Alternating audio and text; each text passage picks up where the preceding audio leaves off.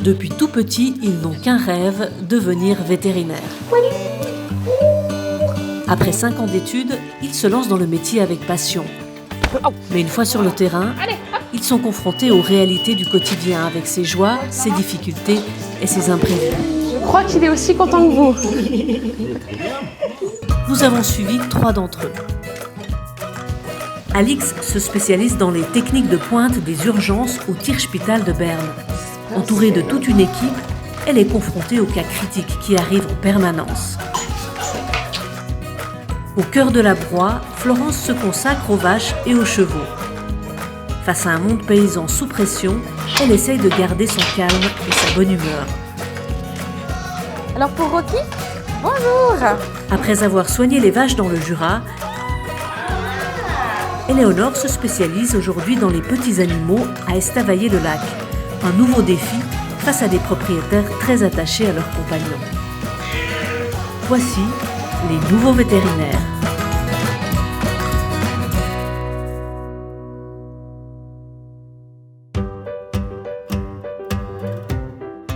« 7h du matin au Tierspital de Berne. Alix ne manquerait pour rien au monde sa première tournée des patients.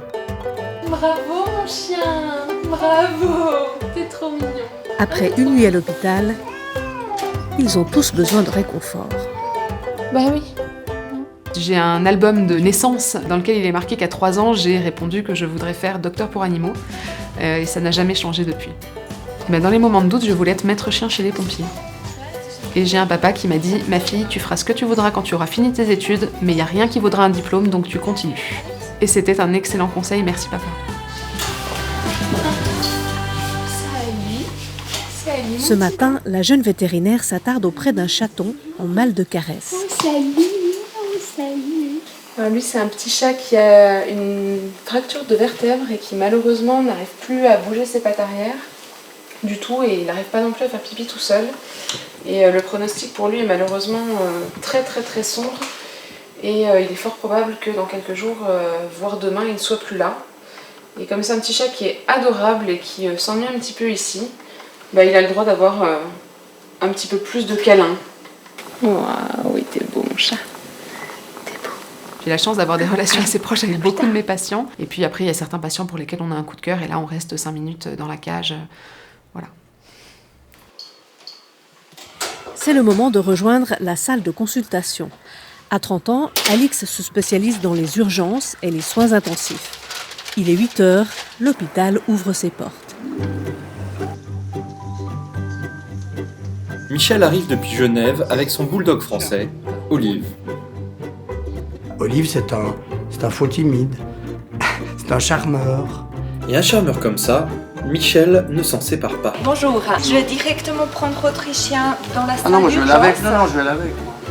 Dans la salle d'urgence, c'est malheureusement pas possible parce mais je que viens c'est... jusqu'à la salle d'urgence. D'accord. Pas question d'abandonner Olive dans cet état. Si Michel a fait plus d'1h30 de route, c'est sur les recommandations de son vétérinaire qui a constaté une détresse respiratoire.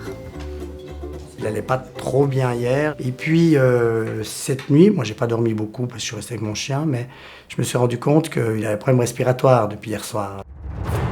Des problèmes respiratoires qui peuvent cacher quelque chose de plus grave. Il faut faire vite. Bonjour, je suis l'assistante de l'urgence. Vous pouvez venir avec moi jusqu'à la porte, ça va marcher? Jusqu'à la porte. Oui, super. Après la porte, pourquoi on ne peut pas venir? Parce que c'est un autre chat là, un autre cas, une autre urgence. Oui, pour comment je dis? Le chien a les mêmes paniques que l'être humain. Donc, s'il connaît la personne, il est moins dépaysé, il est mieux. Et puis, le psychologique, ça compte dans la maladie. Vous faites comme les médecins, vous séparez. Hein. Comment? Vous faites comme les vrais médecins pour les 2 pieds. Vous séparez les animaux, les propriétaires, comme on fait des fois, conjoints. Michel a mis un pied dans la porte et compte bien faire le forcing. L'assistante vétérinaire essaye de le raisonner. On ne peut pas venir. Non, pas avec ces... Vous faites ça. Oui, je suis désolée, autrement il devrait revenir là. Ok? Non, c'est pas normal ça. Non, c'est pas normal. Les anciens vétérinaires, on restait souvent avec. Hein. Mais de plus en plus, on sépare. Hein, on dit que c'est l'hygiène, les bactéries, etc. Sûr de lui, Michel revient donc à la charge. Un animal, il peut aller au moins Je vais venir avec à le l'examen avec vétérinaire. le vétérinaire. Il peut expliquer un peu mieux c'est moi. Michel est conduit dans une salle de consultation. Le temps d'appeler Alix à la rescousse. Tu peux venir parler au propriétaire ? Non, pas maintenant. Alix est en pleine opération, complètement indisponible. L'assistante commence à s'inquiéter, car pour Olive, le temps est compté. Le chien respire très mal, on peut pas attendre. Ok. Elle demande donc à un autre vétérinaire d'expliquer la situation à Michel. Si c'est bon pour vous, ma collègue, elle va le prendre. Bah, j'ai pas le choix. Non, c'est pas pour lui, bon pour lui, moi. c'est le mieux, c'est qu'on vrai. puisse lui donner de Ah l'oxygène. bah oui, plus vite. Mais Exactement. c'est et pas bon pour moi. On reviendra Ni pour discuter lui. du coup Ouais, dès qu'on peut. Je sais pas contre vous, c'est contre Voilà. le système. On est Voilà. d'accord. Bah, du Non, coup, non. c'est comme ça. Hein, Oli. Voilà. Ça m'a heurté, je me bagarre chaque fois hein, avec des vétérinaires. Des fois, je quitte pas. Là, j'ai quitté parce que mon chien était mal. Rongé par l'idée d'abandonner son chien, Michel fait perdre un temps précieux à l'équipe et met la vie d'Olive en danger. Ma collègue va le prendre avec elle et puis elle reviendra vers vous dès que j'en saurai un peu plus. Merci beaucoup. Moi, je vous dis pas merci. La pilule ne passe décidément pas. Michel finit quand même par rejoindre la salle d'attente, mort d'inquiétude. L'opération peut enfin commencer. L'équipe des urgences donne de l'oxygène à Olive et Alix fait les premiers examens. Quand Olive arrive, on voit qu'il respire vite. On est au courant que le vétérinaire a déjà trouvé du liquide à l'intérieur de son ventre et effectivement on le voit parce qu'il a un ventre qui est très distendu. Donc, toutes ces portions-là, c'est en fait du liquide que l'animal a dans l'abdomen qu'on appelle de l'acide et qui n'est pas normal évidemment, qui entoure en fait vraiment tous les organes. C'est un épanchement abdominal qui est massif sur ce petit chien.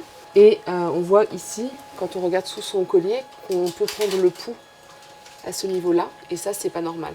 Ça nous oriente en premier lieu vers un problème cardiaque, mais il va falloir le confirmer par des examens. Mais pour faire ces examens à Olive, il faut demander l'autorisation à Michel. C'est lui le responsable. Et c'est aussi lui qui doit régler les dépenses. Je vous emmène dans une salle, je vous explique tout ce qu'on prévoit de faire. Alors votre chien pour l'instant il reste dans la salle d'urgence parce que comme il respire pas bien, on lui met de l'oxygène sous le nez. Et donc malheureusement on peut pas rentrer dans cette salle-là, je suis désolée, c'est pour des questions d'hygiène en fait. On est obligé d'être habillé pour éviter de transmettre des germes. Mais en tout cas ça se passe bien, je vous rassure, on lui fait plein de câlins. Parce qu'il a du charme, lui. Oh bah parce qu'il est très mignon. Allez-y, je vous en prie. Vous savez, moi, j'ai pas tellement confiance au départ. Alors, c'est à l'autre personne à me prouver que je peux avoir confiance en elle. Voilà. Parce que c'est facile de faire des belles paroles, de faire de la caressothérapie, comme ils disent qu'ils le font. Peut-être qu'ils sont gentils, ils ont l'air gentils. Ils ont l'air. Vous pouvez même vous asseoir, c'est offert.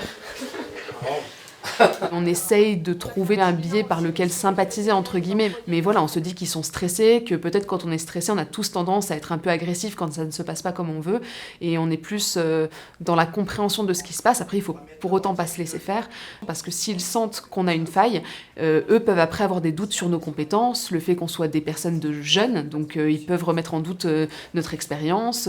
Parfois, ils nous demandent, mais vous êtes vraiment déjà diplômé ? Oui, alors que quand on y va en étant plus calme et en donnant cette impression, voilà, on y va très calme, on est sûr de soi, on lève la tête et là on y va. À ce moment-là, généralement, ça se passe mieux. Je peux vous dire que c'est grave, mais je peux pas vous dire à quel point il est grave et à quel point il va répondre au traitement. Mais il faut voir, alors chercher, puis vous me dites, dans du raisonnable, je dirais. Oui. De toute façon, on commence par faire juste le début. Hein. On regarde ce qu'on peut faire. J'aimerais comprendre ce qu'il a et pouvoir évaluer avec du bon sens. C'est-à-dire pas arriver à faire des traitements qui montent à 3, 4, 5 000 francs, qui ne servent à rien, puisqu'ensuite ça termine quand même par une euthanasie ou par un sursis. J'entends, s'il a une espérance de vie très courte, il faut réfléchir. Pour confirmer son diagnostic, Alix a donc besoin d'un bilan sanguin et d'une échographie du cœur. Malgré son assurance, elle a fort à faire pour tenir tête à Michel. Les vétérinaires, la nouvelle génération, c'est comme les êtres humains, c'est une médecine technocratique. C'est comme les êtres humains, exactement. Il n'y a plus de diagnostic finalement, c'est les machines qui donnent le diagnostic. Alors, on vous L'être humain ne prend plus de diagnostic. Moi j'ai connu des vétérinaires qui faisaient des diagnostics, je peux vous dire. Michel cherche la petite bête, mais notre jeune vétérinaire ne va pas se laisser faire. Ouais, non, nous, je peux vous dire que c'est un problème cardiaque. Ah, oui. Bon. Maintenant, je peux vous dire aussi qu'on peut ne faire aucun examen, traiter avec des médicaments qui ont le plus de chances de fonctionner. Le seul problème, c'est que si c'est pas bien adapté, ça va pas bien aider votre chien. Non. Donc je pense que si vous êtes ici, c'est justement pour qu'on cherche un petit peu. Pour Alix, c'est presque dans la poche. Reste maintenant à aborder la question des frais. À l'entrée, c'est l'administration, puis maintenant, c'est les sous. Oui, c'est ça. J'ai bien dit, hein. Exactement, Vous avez c'est la bien même dit. chose. J'avais- Oui, tu sais, vous avez tout bien dit, on se Vous êtes rapproche tombé des sur instruments. un vieux renard, là. Ne vous inquiétez pas, ça me gêne pas. Ça me gêne pas. Le chien est gentil, donc ça ne gêne pas. Il a du charme, puisqu'il est gentil. Il a du charme, c'est ça. Bon, je vous cache pas que c'est quand même cher. On sera probablement autour des 1500 à 2000 francs quand même. Voilà. Une sacrée somme, mais pour Michel, il n'y a pas d'hésitation à avoir. Est-ce que vous souhaitez le revoir avant de partir? Oh oui. Oui, très bien, je vais vous amener maintenant. Et, toujours pareil, la douloureuse en termes d'acompte. Je l'ai dit qu'on y arriverait. On y arrive toujours.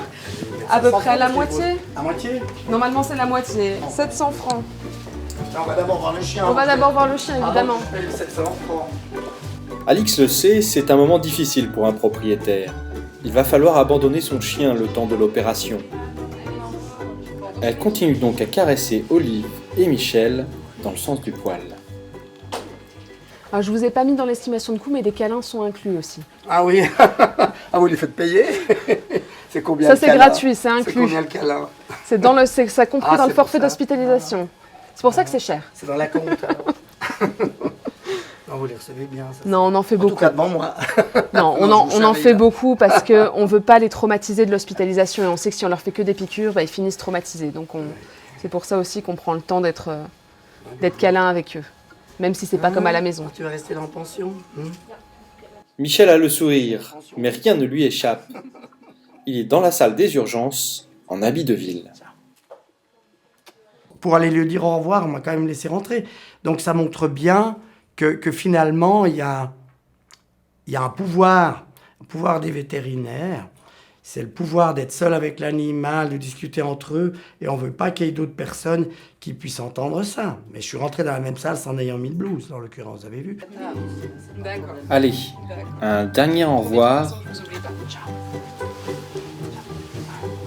et encore un. Et Michel laisse Olive, le cœur serré.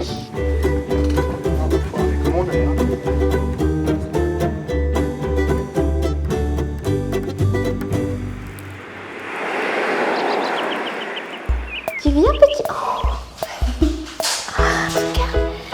À Estavayer-le-Lac, Éléonore commence sa journée. T'es une boule de neige, en fait. Salut. Souvenez-vous, dans la première saison des Nouveaux Vétérinaires, elle soignait les vaches dans le Jura. Aujourd'hui, Éléonore se lance un nouveau défi, se perfectionner dans les petits animaux. Salut, Kiwi. Une autre facette du métier qui demande quelques adaptations. Kiwi, viens. Allez, Kiwi. On y va. Mais c'est pas du tout la même relation entre le propriétaire et son animal. Vous avez donc le monde paysan où l'animal, c'est aussi un moyen de gagner sa vie. Et là, les petits animaux, c'est un membre de la famille. C'est comme si on soignait un enfant. Donc oui, on peut pas se permettre de leur parler de la même manière. T'es chatouilleux sur les pattes? Hein, Kiwi? Oui. Et on peut pas se permettre d'aborder le problème de la même manière. Parce que généralement, on a la famille qui vient avec. D'ailleurs, il est pas rare de voir les deux parents et les enfants accompagner le chien, même si c'est pour un simple vaccin. C'est pas du tout la même relation. Pendant qu'Éléonore termine l'examen de routine de Kiwi, le cabinet reçoit un appel. C'est une jeune femme qui cherche un vétérinaire pour une de ses poules. Araceli habite à Fras, dans le canton de Fribourg. De bon matin, elle est déjà au poulailler en train de dorloter ses poules soie. Une vraie passion, au point de faire de l'élevage et des concours. Ça doit être des poules. Quand vous les voyez tous les jours, puis quand elles vous voient, elles courent vers vous et tout. Elles sont très familières, très curieuses. Puis elles sont drôles, quoi. Je trouve qu'elles ont une tête. Ouais, non, c'est craquant, quoi. C'est craquant. Caméra de surveillance, fil électrique, l'enclos est ultra sécurisé. Mais cela n'aura pas suffi à empêcher la catastrophe.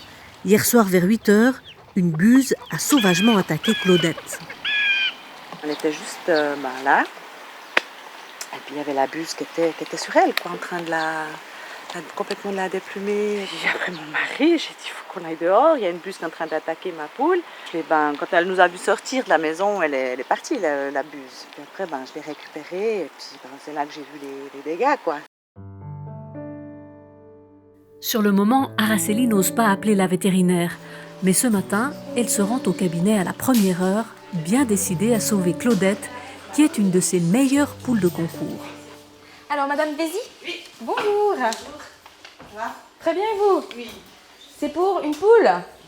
Une poule, c'est pas chose courante, surtout les poules de compagnie. C'est un animal qui peut s'attacher à vous et qui, je pense, peut vous apporter autant de satisfaction qu'un chien ou un chat. Je vous en prie. Et donc, il n'y a pas de raison pour laquelle on devrait moins bien le soigner qu'un autre. Qu'est-ce qui lui est arrivé, chien ? Eh bien, hier, vers 8h, il y a une buse. Oh là là. Et puis, quand je me suis aperçue, c'était 10 minutes, quart d'heure après, puis voilà. Elle avait une lésion au niveau de son épaule, la chair qui était carrément ouverte. Donc on voyait l'os. La chair, regarde si tu déplies l'aile. Est-ce qu'elle est cassée déjà ? C'est ça la question. Ce qui nous saute tout d'abord aux yeux, c'est cette blessure vraiment à l'aile, donc où on voit les muscles de l'aile. Je sens pas d'os qui craque. Par contre, elle est à vif. Il faudrait qu'on l'endorme, à la limite, qu'on découpe ici pour essayer de refermer. Par contre, moi, ce qui m'inquiète le plus, c'est même pas l'aile, c'est plutôt le cou. Ensuite, je vois la nuque de la poule. Et là, je me rends compte que même si je voulais recoudre, j'ai tout simplement pas de matériel à recoudre. Il manque un morceau de peau. Je pense que la buse est partie avec. Et donc, du coup, vous avez tous ces muscles de la nuque qui sont à découvert. Et il n'y a aucun moyen de les recouvrir. Même avec des antibiotiques, ça va s'infecter. Et puis ça doit faire horriblement mal surtout. Ça fait déjà plus de 12 heures que ça s'est produit. Et ce qui est important quand on a une blessure, c'est qu'il faut recoudre le plus vite possible pour éviter les infections. Et là, il y a trop de temps qui s'est passé. Ça va faire une septicémie. Elle va mourir de ça. En fait, les bactéries qui vont se multiplier, ça va aller dans le sang. Elle va mourir d'une septicémie. Parce qu'elle est déjà complètement indimololote. Donc, qu'est-ce que vous conseillez ? Écoutez, c'est sûr que d'un point de vue médical, on pourrait toujours essayer. Après, pour le bien-être de l'animal, moi, franchement... Parce que c'est qu'on fait les concours, donc ça m'embête un peu, quoi, c'est ça ? Ouais, bien sûr, mais... Pas question de se séparer de Claudette, une poule de concours primée de nombreuses fois. Au départ, j'ai pas voulu parce que je me suis dit peut-être essayer de soigner et puis j'aurais bien aimé attendre 3-4 jours. Donc après, la question c'est si on essaye, le problème c'est que je peux pas vous garantir qu'elle va pas souffrir. À mon avis, elle va souffrir.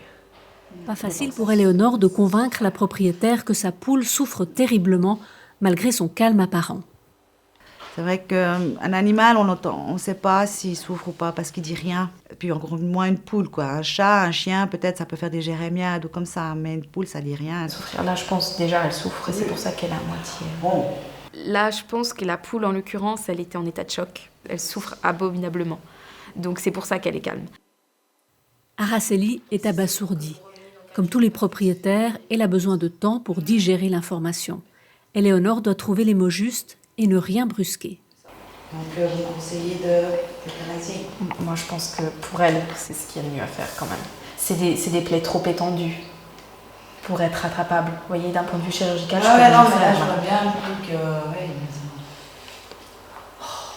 Et puis en plus, ce qu'on a tendance à oublier, mais vous êtes vraiment dans une partie de l'année où il y a des mouches. Oui, ça c'est sûr. Alors si elle trouve, alors là c'est fini. Le problème maintenant, c'est qu'on est en été. Et les mouches pondent partout.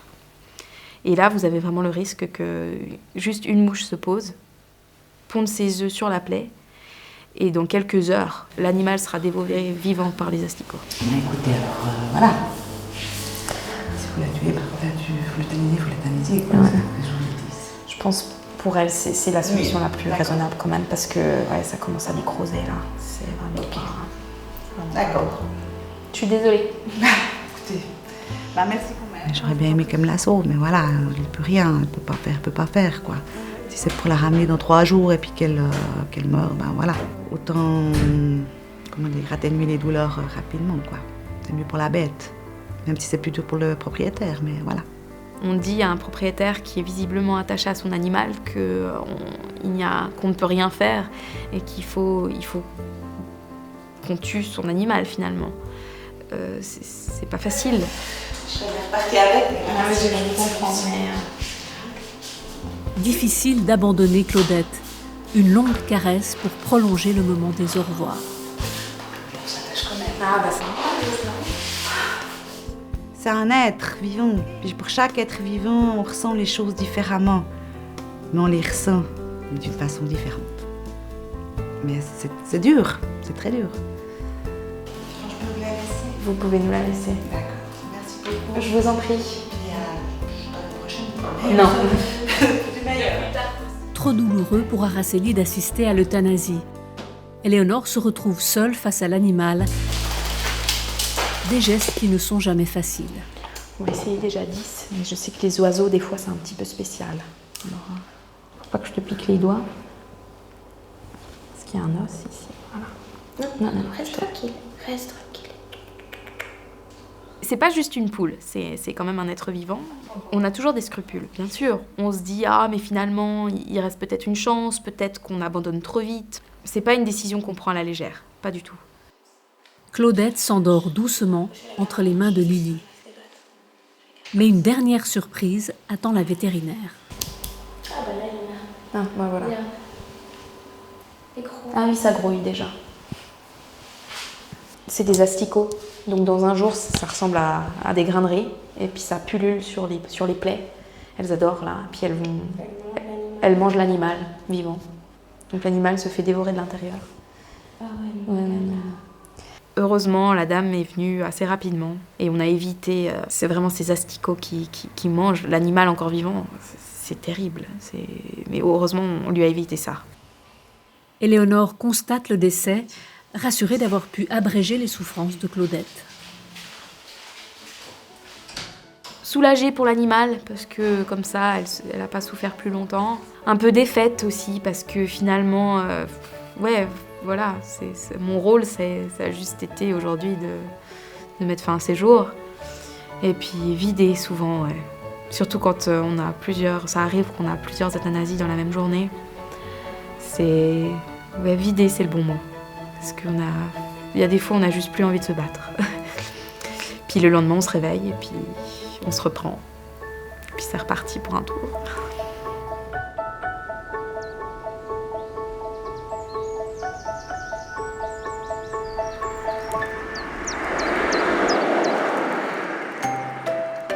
Les grands espaces, le bétail, voilà ce qui fait rouler Florence. Depuis la fin de ses études, elle travaille comme vétérinaire rurale. Parfait. Alors, on va regarder ça. Elle est tombée dans la marmite toute petite, avec un papa vétérinaire et des grands-parents agriculteurs. J'ai eu, quand j'étais petite, 100 lapins, 30 moutons, une basse-cour. J'avais vraiment beaucoup d'animaux. Donc c'est moi qui m'en occupais. Et puis j'ai vu ce que c'était vraiment s'occuper des animaux. Oh, ton loulou. J'ai l'impression que les animaux me comprennent mieux que certaines personnes. Donc ça peut un feeling, je ne sais pas vraiment expliquer pourquoi. Mais c'est une passion, puis je voulais faire de ma passion mon métier. C'est trop chou. Florence doit maintenant se rendre à Grand Siva, chez un couple d'agriculteurs qui aiment chouchouter ses animaux. Jean-Daniel et Gisèle sont seuls sur l'exploitation. Ici, les vélages sont regroupés sur une courte période, une 60aine de naissances en 6 semaines. Le couple ne sait plus où donner de la tête. Je pense que là, c'est temps. On fait quoi? On est 6 heures par jour à l'écurie? Ouais, en tout cas. Ouais, car ça va bien. Voilà, mon gars. Ce matin, c'est l'inquiétude pour ce petit veau qui ne tient plus sur ses pattes. Il a probablement pris une infection parce que la pluie, il reste dehors quand il pleut. Et puis les poumons, je pense qu'il a une pneumonie. Les veaux sont malades en même temps que nous. Quand les gens attrapent des rhumes pour des chauds froids, les veaux les attrapent aussi. On l'a séparé, on l'a mis avec sa mère dans le box de vélage pour voir ce qui se passait, puis on a vu qu'il n'était pas bien. C'est bien ça, hein? Sur 60 naissances, il y a toujours quelques malades. Bonjour. Bonjour. Et les visites vétérinaires se multiplient depuis quelques semaines. J'ai pas pris la température ce matin. Oui. Regardez ça. Il manque vraiment de vigueur. Il est froid. Hein. Il est froid. Alors. Voilà, loulou. Il y a un petit peu d'infection ici aussi. Ah ouais. Il n'est pas sec. Hein. On n'a pas vu. Ce qui m'a choqué en premier, c'est le nombril qui n'était pas sec et qui était purulent. Donc, il avait une infection du nombril. C'est quelque chose qui est très important à surveiller à la naissance du veau, si le nombril sèche bien et qu'il ne s'affecte pas, parce que c'est la principale porte d'entrée pour les différentes bactéries qui vont se mettre partout dans le corps et puis ça peut faire des conséquences assez importantes. Il y a aussi des bruits sur les poumons. Hein. Il a des bruits sur les poumons. Et il a un peu de sang dans les matières fécales. Il a un peu la totale. On va essayer juste de le mettre debout pour voir comment il se déplace s'il veut. Hop là, parfait. Bah, il se déplace un peu en zigzag. En crabe, ouais. Par là. Vas-y, Loulou. On voyait qu'il titubait, donc c'est signe d'une acidose métabolique, donc le sang qui s'acidifie, et puis avec ça, ils sont comme un peu paralysés. On va devoir lui faire une perfusion parce qu'il est en acidose. Le sang du petit veau s'est acidifié, son état peut vite devenir critique. Florence doit le perfuser pour contrer l'acidité du sang et le mettre sous antibiotiques. Voilà, alors je vais chercher ce qu'il faut. Ça marche. Voilà mon gars. Viens là, viens tout près, viens. Une vache commence à s'affoler. C'est la mère du petit qui cherche à défendre son veau. Eh oui maman, tu reviendras après. Mais oui maman. Gisèle essaie de rassurer sa vache comme elle peut. Mais oui, viens, tu reviendras là après. On ne peut pas les soigner en ayant la mère à côté, parce que c'est vrai qu'elle ne va pas le permettre, quoi. Nous, on ne serait pas dans l'enclos. Nous, on ne serait pas restés dans l'enclos. Personne ne serait resté. Non, elle nous aurait foutu loin. Voilà. Certaines. Voilà, certaines. Mais là, la noire, elle nous aurait shooté, tu es bonne nuit, hein.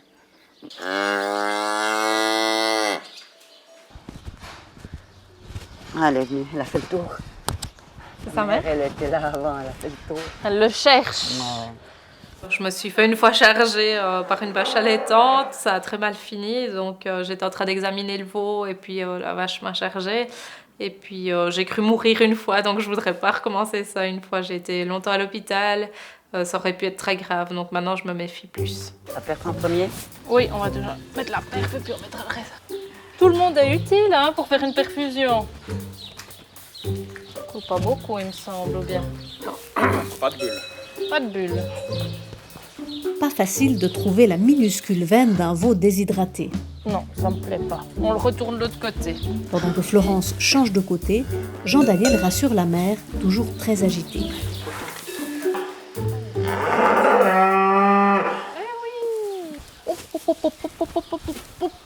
La perfusion a déjà redonné des forces au petit veau, qui commence à s'agiter. Non, ce n'est pas possible, Loulou, que tu fasses ça, quand même. Voilà. Vas-y. Ta mère, elle va venir, hein. Encore un peu sonné, Oula. Le petit veau cherche sa mère. Elle est là-bas au coin? Je viens t'aider. Viens. Voilà, il est de ce côté, viens. Gisèle a l'habitude de Viens. parler à ses vaches Voilà, et viens. visiblement, ça marche. Il est là-bas. Il est là-bas. Là-bas. Voilà, t'as vu? Plus on leur cause, plus elles, mais elles comprennent quand même. C'est ça, c'est juste qu'elles comprennent. Comprennent le langage paysan. Voilà. Avec ce regain d'énergie, le petit veau retrouve ses réflexes et se met à téter. Là, on a vu que le petit noir a été boire tout de suite après. C'est signe qu'ils reprennent vie, quoi. Il est déjà dessous. Oui, je crois que c'est bon. Ah ouais, il tire. Ah ouais. Ouais, alors il est dessous, c'est bon. Ah ouais, alors le noir, il va lui vider, hein. Gisèle et Jean-Daniel ne boudent pas leur plaisir, tout semble rentrer dans l'ordre. Mais oui. Florence n'aura pas à revenir, le petit veau va rapidement se remettre de son infection. C'est du sport, cette barrière. Alors... Ah, pas tout de suite. Ah, pas tout de suite. Non, c'est vrai qu'on s'est assez vu ces derniers jours, hein. Bonne journée.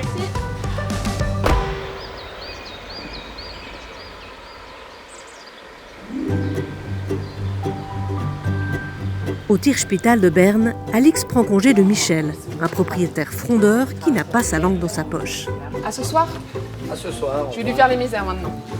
Non, non. Des câlins programmés. Des câlins programmés, le petit cathéter entre deux quand même. Mais avant de partir, Michel doit régler un petit détail. Alors je dois me donner des sous. 700 francs d'acompte, c'est le coup de grâce pour Michel. Ça ne prend pas fric. Propriétaire de chien. Ouais. Qui doit sortir autant d'argent, qui gagne 2000 francs d'AVS, il fait comment? Ça, je peux pas. On ne sait pas, moi non plus. Mais ça, je me pose depuis longtemps, cette question. Ok. Il y a une discrimination des soins en Suisse qui est incroyable pour les animaux. On sait très bien que les animaux de compagnie sont importants pour les personnes âgées. Comment elle fait si elle doit faire face à des frais pareils? C'est incroyable. Il n'y a personne qui l'aide. Vous savez ce qu'on m'a répondu une fois? Si on n'a pas de... C'est un vétérinaire qui m'a répondu ça. Il m'a dit, si on n'a pas d'argent, parce que je rouspétais, il ne faut pas avoir de chien. Ouais, non, ça, je sais pas. C'est vraiment du commerce juteux, quoi, comme dans tous les autres commerces, finalement. Ouais. Voilà. Michel a mis la pression sur Alix, qui doit maintenant trouver la cause du problème cardiaque d'Olive. Première étape, une échographie du cœur. Le cardiologue de l'hôpital est formel, le problème ne vient pas du cœur, mais des poumons. Il découvre qu'au niveau des poumons, il y a une très très forte pression et donc il pense que la cause primaire du problème est un trouble pulmonaire qui entraîne un trouble cardiaque. C'est-à-dire que le cœur doit tellement faire d'efforts pour envoyer du sang dans les poumons qu'il a une insuffisance. Pendant qu'Olive se laisse amadouer par les caresses, le cardiologue jette un coup d'œil au liquide qui se trouve dans l'abdomen. Et là, surprise... Oh, alors là, le chien pourrait facilement gagner 20% de capacité respiratoire si on ponctionnait 2 litres de liquide. Vous avez du temps? Vous avez quelqu'un? Oui. Ici, on ne discute pas les ordres du spécialiste. Alors Olive retourne rapidement en salle d'urgence. Alix va vider le liquide qui l'empêche de respirer. Cette fois-ci, Olive n'est pas très rassurée. Pendant qu'elle vide le ventre d'Olive avec de grosses seringues, Alix commence à se faire une petite idée du problème.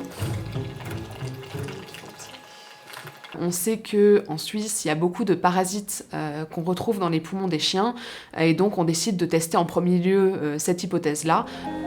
Pour tester cette hypothèse, il faut encore faire une prise de sang et c'est fini. Après toute cette tension, Olive peut enfin se détendre. Pipi, pipi, pipi. Pipi. Pour Alix, c'est maintenant l'heure de vérité. On réalise 2 tests pour 2 parasites différents et il s'avère qu'un des 2 est effectivement positif. Le diagnostic est clair, l'angiostrongylose. Ce sont des gros vers qui s'attaquent aux poumons. Olive a dû avaler un escargot ou une limace, vecteur habituel de ce parasite. En Suisse, les chiens ne sont pas protégés contre cette maladie par les vermifuges habituels. Olive reçoit immédiatement sa première pilule.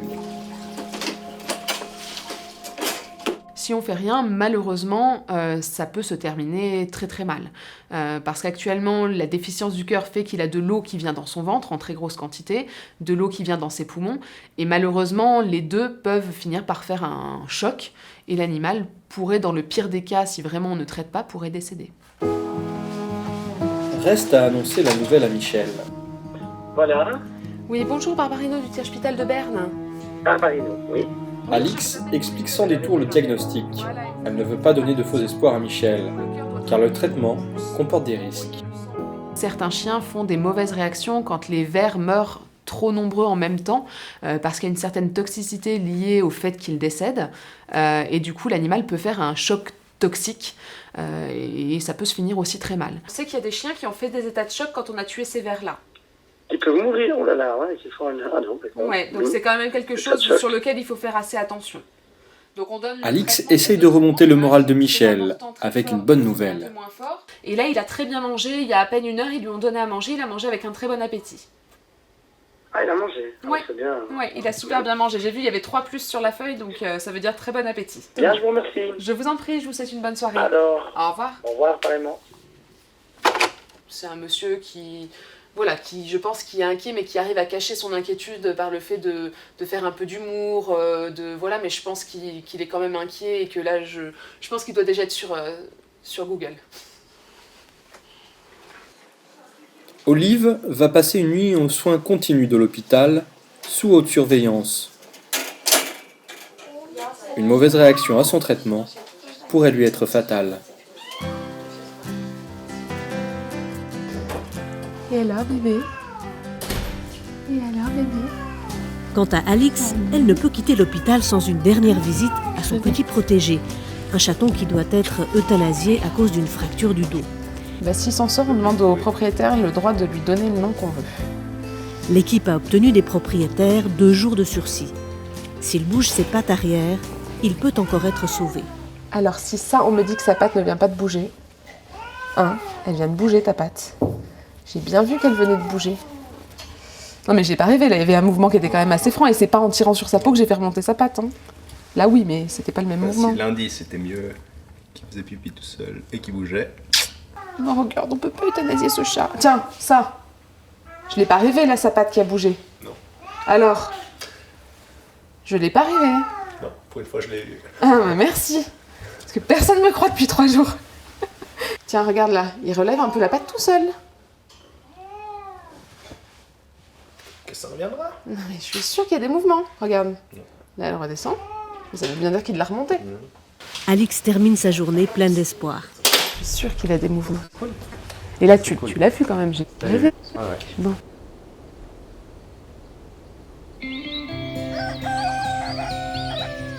Dans le canton de Vaud, nous retrouvons Florence près de Payerne, chez Fabien.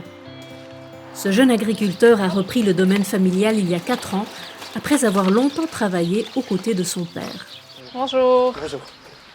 Voilà, on va regarder déjà la vache qui avait la fièvre. Lundi matin, on a constaté que justement elle ne mangeait pas bien et surtout une grosse diminution de la production de lait, vu qu'elle a passé de 24 litres par jour à peu près à 2 litres. Elle ne mange plus, elle rumine plus. Oui. Et lundi, en fait, la fièvre était quand même baissée suite à votre intervention. Ok, d'accord. Alors, on va regarder tout ça. 39,5. Alors, elle a toujours la fièvre. La vache avait effectivement de la fièvre, donc ça parlait plutôt avec quelque chose qui est infectieux. J'avais aussi une fréquence cardiaque augmentée, donc ce qui veut dire que la vache a de la douleur, présente une douleur assez importante. Fabien sait que sa vache a de grosses douleurs et il a sa petite idée sur ce qui la rend malade. Je me demande si c'est pas encore entré en jeu parce qu'en fait j'ai retrouvé des bouts de fusée de 1er août. D'accord. Dans le fourrage. Ouais. J'ai retrouvé un bout de fusée de 1er août. On sait qu'elle avait mangé un bout de plastique qui s'était coincé dans l'estomac. Ça collerait assez bien en fonction de ce qu'on a à l'examen, les matières fécales pas bien digérées, la panse qui tourne pas. Fabien a l'habitude de ce genre de problème. Ses champs sont situés en bordure de route tout près de Payerne. Il doit faire très attention en ramassant son fourrage. On retrouve souvent des déchets dans l'herbe, dans le fourrage. Et ça peut être très dangereux, une canette de soda qu'on lance par la fenêtre ou comme ça, qui se retrouve dans l'herbe. Une fois passé dans les machines, ça fait des tout petits bouts d'aluminium qui se plantent dans les intestins et dans l'estomac. Des bouts d'aluminium qui pourraient avoir des conséquences dramatiques pour Nala. Elle risque une perforation de la paroi de l'estomac. Le corps étranger peut aussi piquer en avant et percer le diaphragme et puis même aller jusqu'au cœur, provoquant des lésions au cœur qui pourraient être irréversibles. Florence fait des examens complémentaires. En secouant le dos de la vache, elle peut évaluer sa douleur. Et ensuite, elle lui a tapé sous le ventre avec le poing. C'est pour voir comment elle réagit. Et ouais, s'il y a un bout justement de métal ou de plastique qui coince ou qui fait mal, tout de suite, elle va réagir. Et en fait, on a vu qu'elle a bombé le dos et puis qu'elle a réagi. Tout indique la présence d'un corps étranger dans l'estomac. Florence prépare le traitement.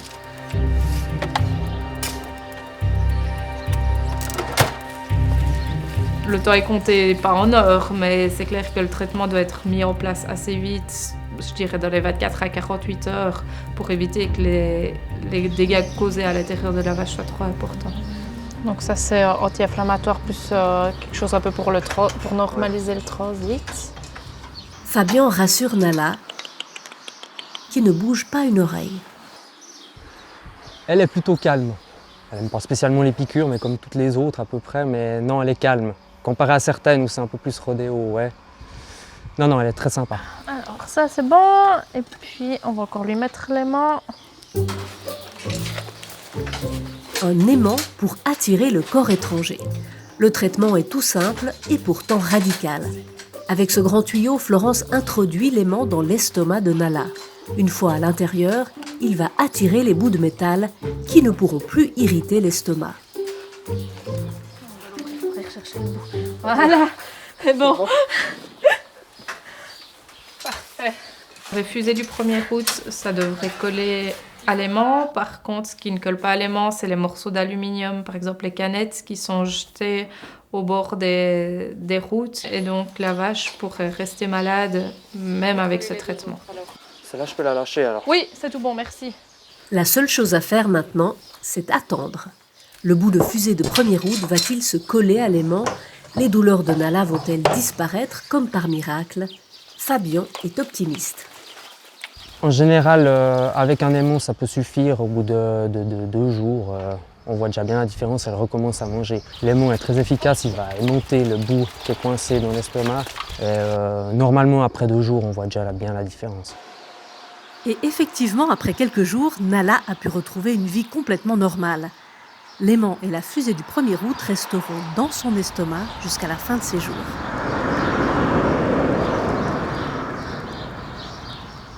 Pendant que Florence reprend la route, sur le parking du Tierspital de Berne, Michel fonce retrouver son chien Olive. Après 2 jours d'hospitalisation pour des problèmes respiratoires, il peut enfin rentrer à la maison. Alix a rapidement identifié un traitement. On est toujours content de savoir ce qui se passe parce qu'on sait qu'on va donner le meilleur traitement et qu'on va pas être à tâtons comme sur certains cas où on a besoin de beaucoup plus de temps et de beaucoup plus d'examens, surtout pour un monsieur qui a envie qu'on aille droit au but et qui, je pense, était content de savoir rapidement ce qu'avait son chien et de savoir qu'on avait déjà donné le traitement. Pour Michel, ces 2 jours d'hospitalisation, ce sont 2 jours sans voir Olive, 2 jours d'inquiétude. Alors, il est impatient de le retrouver. Oui, bonjour. Salut bébé. Salut, Salut. Mais les retrouvailles ne sont pas tout à fait à la hauteur de ses attentes. Il a l'air tout penaud. T'es complètement désorienté. Probablement qu'il a été shooté ou qu'il a eu beaucoup de médicaments. Donc, oui, je suis très content, mais je le trouve complètement amorphe, vous voyez. Mon bébé, alors je sais pas. En tout cas, il n'a pas l'énergie. Il n'en avait pas en rentrant, il n'en a pas en sortant. Avant de retrouver son énergie naturelle, Olive va recevoir une longue liste de médicaments. Et là, Michel va avoir une surprise. C'est marqué Viagra. Vous donnez du Viagra, c'est quoi? Il faut m'expliquer alors là. J'étais hyper surpris parce que les médicaments, il a du Viagra. Et oui, Olive se voit prescrire la fameuse pilule bleue. Mais dans ce cas, ce n'est pas comme pour les hommes. On lui donne du Viagra pour diminuer la pression qu'il y a au niveau de ses poumons. C'est un traitement qui est très efficace pour ce genre d'affection. J'ai bien rigolé, quoi. Quand elle m'a montré la boîte, d'abord j'ai cru que je voyais mal, qu'ils avaient changé de boîte. C'est un médicament qui s'appelle Viagra aussi ou c'est le même? C'est la même. Ah, c'est le même? Hypertension pulmonaire? Oui, c'est la même chose. Alors, mais... Un médicament de papy. Ouais. Super, monsieur. Bien. D'accord. Au revoir. Au revoir. Et bon retour. Et puis dans un mois? Oui, exactement. Alors, vous ouvrez la porte. le traitement d'Olive ne sera pas de tout repos. Il devra revenir plusieurs fois à l'hôpital avant de récupérer tout doucement de ses parasites aux poumons. Mais en attendant, il passe les portes de l'hôpital en trottinant de bonheur. Alix termine sa journée aux urgences. C'est l'heure de retrouver son petit protégé. Il est où, mon petit chat? Cette fois, il faut bien se rendre à l'évidence, les pattes arrière resteront paralysées. Très attachée à son petit patient, Alix a demandé de faire elle-même l'euthanasie. J'ai pleuré. J'ai pleuré parce que c'était une situation qui était compliquée, parce que voilà, on a passé vraiment beaucoup de temps ensemble, parce que je m'y étais énormément attachée et j'ai pris quelques photos de lui et puis lui dire que que ça va bien se passer, qu'il va partir pour un endroit où voilà, il sera au paradis des petits chats et que surtout les derniers moments, les faire le plus calme possible. Et même si j'étais triste, d'essayer de contrer quand même cette tristesse parce qu'ils le sentent, ce qu'on ressent, ils le sentent. Donc je voulais pas que ça le stresse non plus, mais ouais, je lui ai beaucoup parlé avant qu'il parte. La jeune vétérinaire repasse sa journée dans sa tête. Certains patients ont pu être sauvés, d'autres ont été perdus. Pour les jeunes vétérinaires, c'est beaucoup d'émotions qu'il faut apprendre à gérer avant de retourner au travail le lendemain.